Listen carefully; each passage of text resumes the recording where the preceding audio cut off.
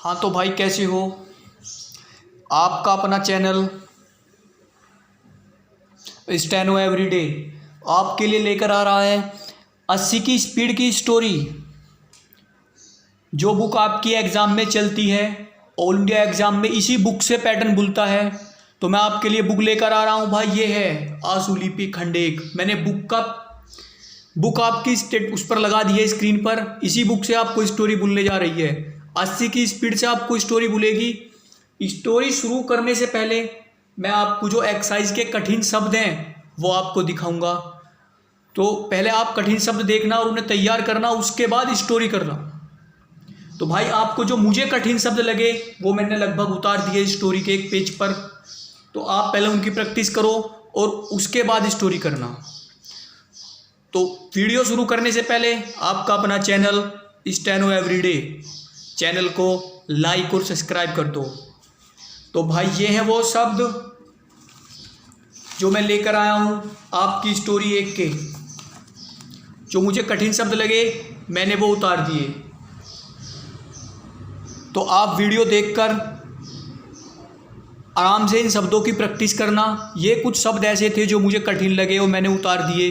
फिर अगला पेज पलटता हूँ भाई। ये रहे वो कुछ शब्द एक्सरसाइज 1 तक। तो जो मुझे कठिन शब्द लगे मैंने वो उतार दिए। तो भाई आप बिल्कुल आराम से तसल्ली पूर्वक पहले इन शब्दों की प्रैक्टिस करो, उसके बाद स्टोरी करना। आपको स्टोरी इतनी आसान तरीके से करोगे आप कि आप अपनी स्टोरी खुद चेक कर लोगे कि मैंने कहाँ गलती करी है। तो 5 सेकंड बाद आपकी स्टोरी शुरू हो जाएगी।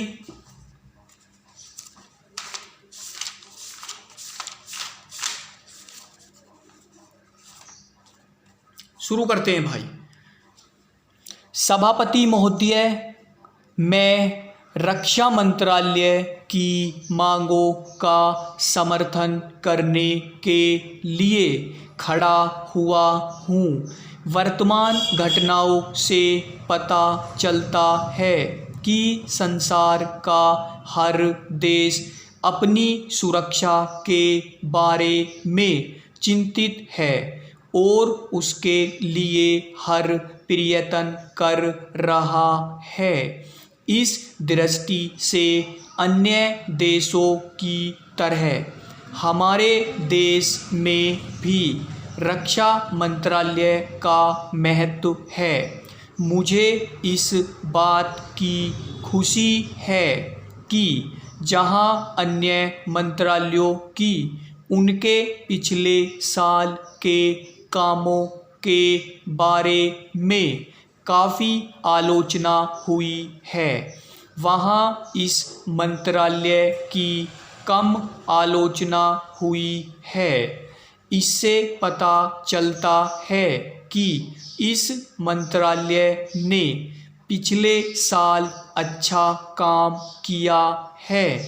मोटे तौर पर किसी भी देश की सुरक्षा नीति का लक्ष्य यह होता है कि दूसरे देशों, खास तौर से पड़ोसी देशों के साथ मित्रता के संबंध स्थापित हों और हम एक दूसरे के मामलों में हस्तक्षेप न करें। लेकिन उसके साथ यह भी ज़रूरी होता है कि हम अपने देश की सीमाओं और अखंडता की रक्षा करें। इसलिए हमारे देश का यह कर्तव्य हो जाता है कि हम अपने पड़ोसियों के कार्यों पर पूरी नज़र रखें, क्योंकि आज तक हमारे देश पर जो संकट आए वे हमारे पड़ोसियों से आए हैं। 1965 में पाकिस्तान के साथ जो लड़ाई हुई और उसके बाद ताशकंद में जो समझौता हुआ वह सिर्फ कागज़ पर ही रहा। पाकिस्तान ने उस पर कोई अमल नहीं किया। इस दृष्टि से बहुत ज़रूरी है कि हम अपने देश की सुरक्षा की हर तरह से व्यवस्था करें। हमारा उद्देश्य दूसरों पर आक्रमण करना नहीं है, लेकिन यदि हम पर कोई आक्रमण करे तो हम में इतनी शक्ति अवश्य होनी चाहिए कि हम उसका डटकर सामना कर सकें। आप जानते हैं कि पिछले दिनों पाकिस्तान को अमेरिका और चीन से काफ़ी मदद मिली है। रक्षा मंत्रालय की रिपोर्ट में भी कहा गया है कि पिछले साल अमेरिका ने पाकिस्तान को 1500 करोड़ रुपए की फौजी सहायता दी है।